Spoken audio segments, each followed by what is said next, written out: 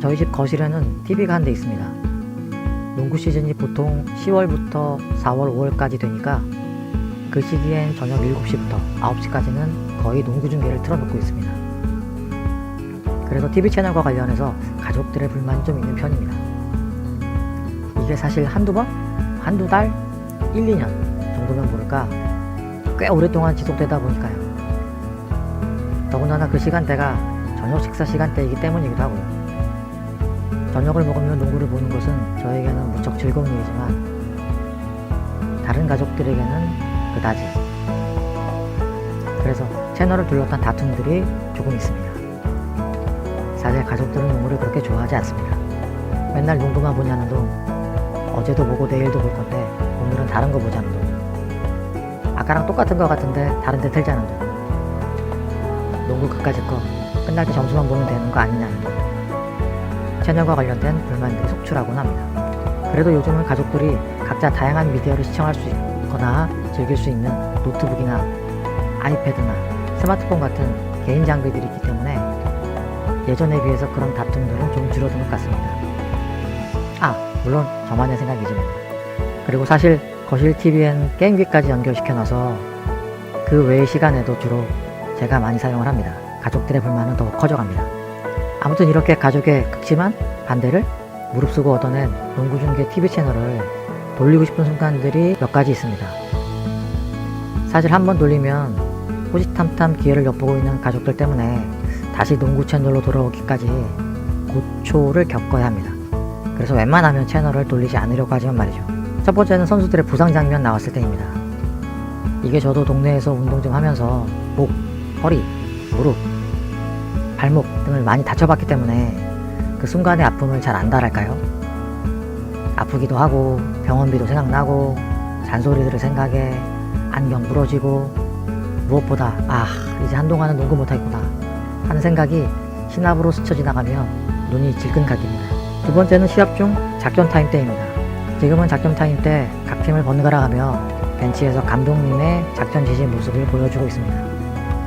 이게 원래 의도는 각 팀 벤치에서 감독님들이 선수들에게 지금 상황에서 어떤 지시를 내리는지 알 수 있게 해서 감독님 간의 치열한 두뇌 싸움, 팀의 분위기 같은 것을 엿볼 수 있게 하기 위한 것으로 알고 있습니다.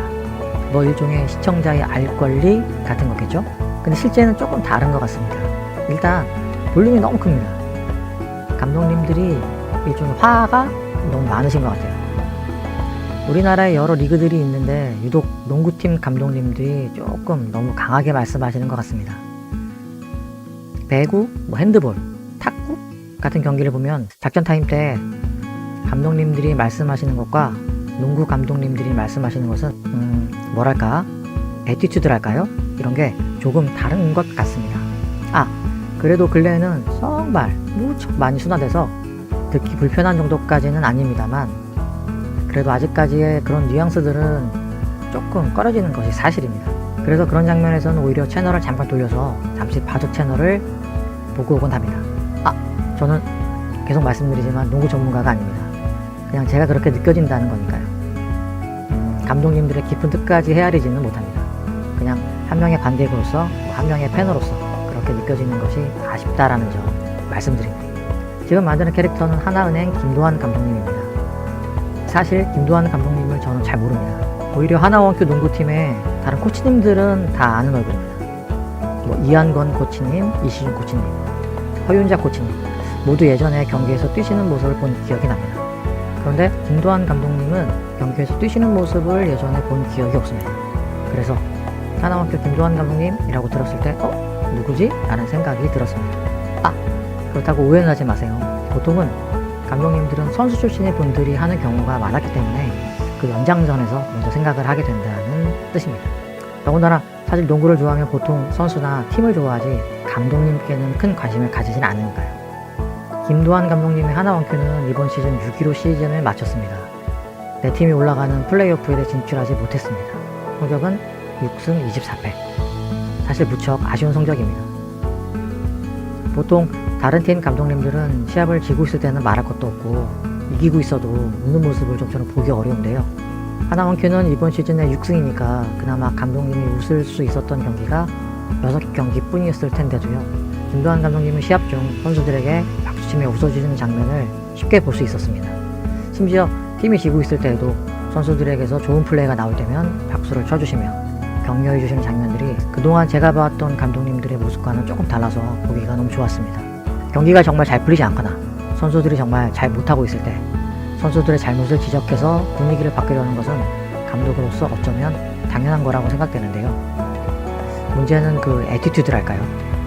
저는 이 애티튜드가 긍정적인가 부정적인가가 매우 중요하다고 생각하는데요. 제가 느끼기에는 김도환 감독님의 이 애티튜드가 긍정적으로 보여졌기 때문에 저희들이 보기에 그렇게 거북하지 않았었다고 생각합니다.